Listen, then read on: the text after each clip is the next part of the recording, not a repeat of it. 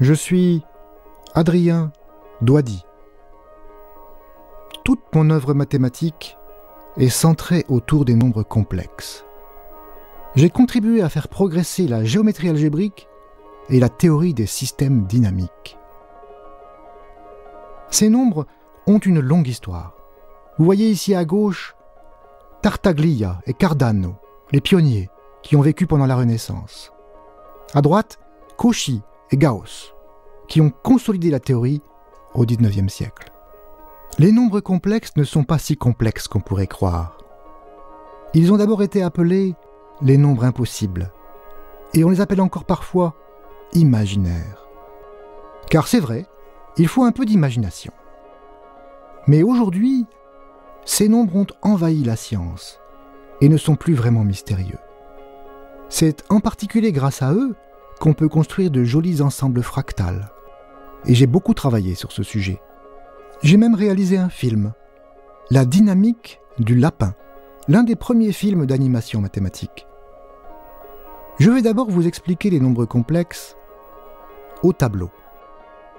Les mathématiciens aiment bien écrire à la craie. Vous verrez que la règle, l'équerre et le rapporteur ont parfois des comportements inhabituels. Traçons une droite graduée au tableau. L'une des plus belles idées des mathématiques est de relier la géométrie et l'algèbre. C'est le point de départ de la géométrie algébrique. Tout comme on ajoute des nombres, on peut ajouter des points. Voici un point rouge sur la droite et un autre point bleu. Additionnons ces deux points. C'est le point vert. 1 plus 2 égale 3. Si les points rouge et bleu se déplacent, il en est de même pour le point vert, qui est leur somme. Plus intéressant encore, on peut multiplier des points. Observons par exemple la multiplication par moins 2. Elle transforme le point 1 en le point moins 2, bien sûr. Et si on multiplie encore par moins 2, on doit faire le même mouvement. Changer de côté par rapport à l'origine et doubler la distance à l'origine. On obtient 4, bien sûr. Si on multiplie 2 fois de suite par moins 2, on a multiplié par 4. La multiplication par moins 1 est très simple. Chaque point est envoyé sur son symétrique par rapport à l'origine. C'est-à-dire qu'il faut effectuer un demi-tour. Une rotation de 180 degrés si l'on préfère. Si l'on multiplie un nombre par lui-même, le résultat est toujours positif. Par exemple, si on multiplie par moins 1, on tourne d'un demi-tour. Donc si on le fait une deuxième fois, eh bien, on retombe au point de départ. Et c'est pour cette raison que moins 1 fois moins 1 est égal à plus 1. Tout simplement. Vous voyez par exemple que la multiplication par moins 1 envoie 2 sur moins 2. Et que si on multiplie encore une fois par moins 1, on revient en 2. Évident, n'est-ce pas? Il n'y a donc aucun nombre qui, multiplié par lui-même, donne moins 1. Autrement dit, moins 1 n'a pas de racine carrée.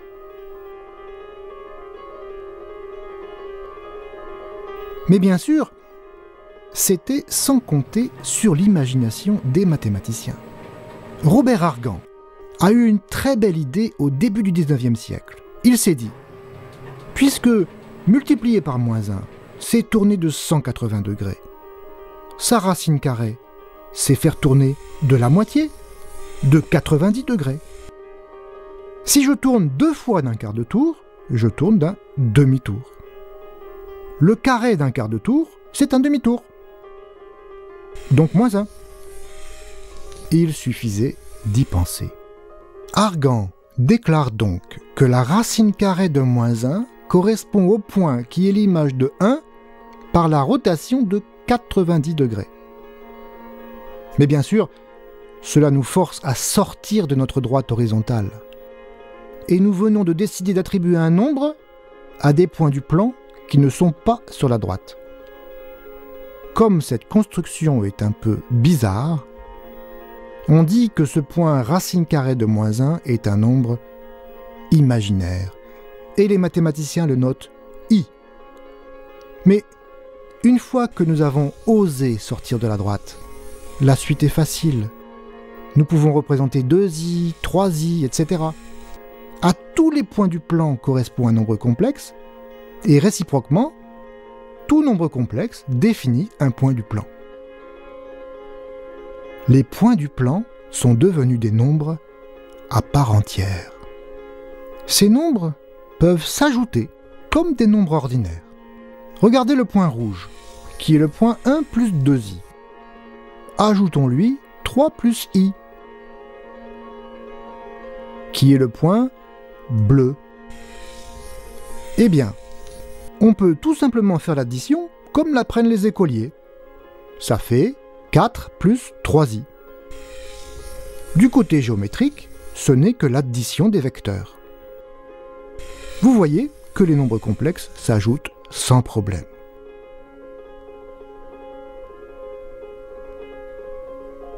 Mais bien plus intéressant encore, ces nombres complexes peuvent aussi se multiplier tout comme les nombres réels. Voyons. Nous savons multiplier un nombre complexe par 2 par exemple. 2 fois 1 plus i, ça fait bien sûr 2 plus 2i. Du côté géométrique, c'est facile de multiplier par 2, juste une dilatation par 2. Le double du point rouge, c'est le point vert.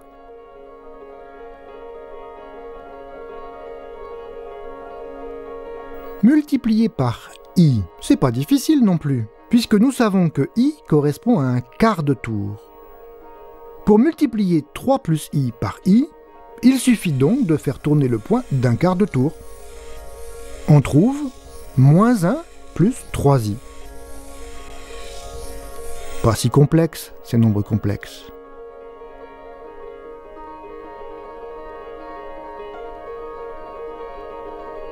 Et finalement, on peut multiplier deux nombres complexes quelconques sans problème.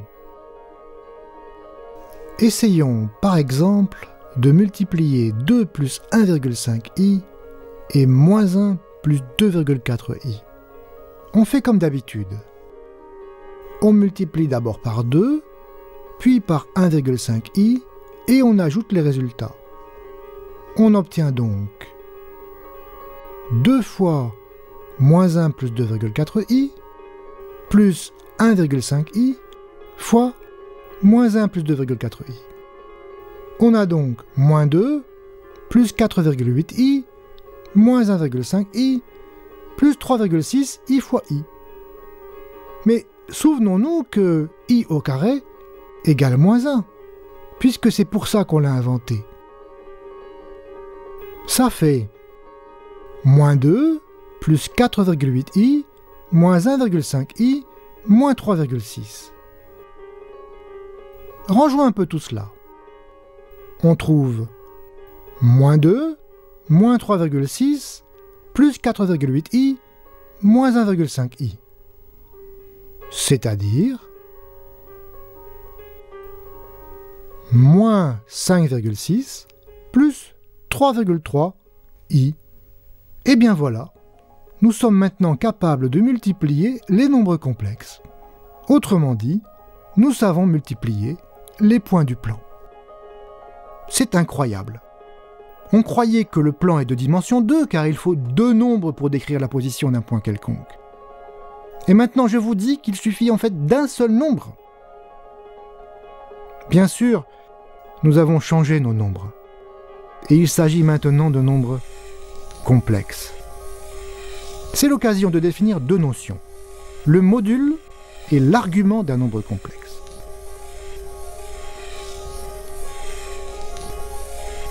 Le module d'un nombre complexe z, c'est simplement la distance à l'origine du point correspondant du plan. Prenons la règle pour mesurer le module du point rouge, c'est-à-dire 2 plus 1,5i. Voyons, on mesure une longueur de 2,5. Le module de 2 plus 1,5i est donc 2,5. Pour le point bleu, on trouve 2,6. Et pour le point vert, qui est le produit des deux points, rouge et bleu, on trouve 6,5. C'est un fait général. Le module du produit de deux nombres complexes n'est rien d'autre que le produit des modules des deux nombres.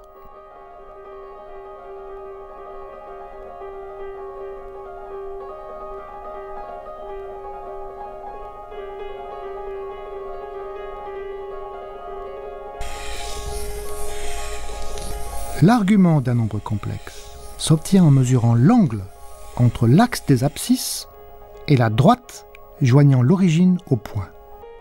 Ici, par exemple, l'argument du nombre complexe rouge est égal à 36,8 degrés. Celui du point bleu est 112,6 degrés. Et celui du produit, le point vert, est 149,4 degrés. C'est la somme des arguments des deux nombres.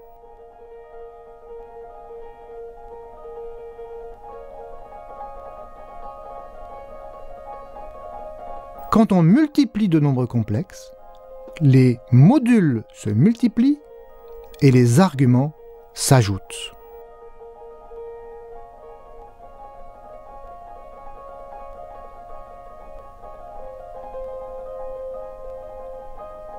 Terminons notre première rencontre des nombres complexes avec la projection stéréographique. Prenons une sphère tangente au tableau à l'origine. Par projection stéréographique, à chaque point du plan du tableau, c'est-à-dire à chaque nombre complexe, correspond un point sur la sphère. Seul le pôle nord de la sphère, c'est-à-dire le pôle de projection, n'est associé à aucun nombre complexe. On dit qu'il est associé à l'infini. Ainsi, les mathématiciens disent que la sphère est une droite projective complexe. Pourquoi droite? Parce qu'il faut un seul nombre pour décrire ces points. Pourquoi complexe? Parce que ce nombre est complexe. Pourquoi projective? Parce que nous avons rajouté un point à l'infini en projetant. Un peu bizarre, ces mathématiciens, qui disent maintenant que la sphère est une droite.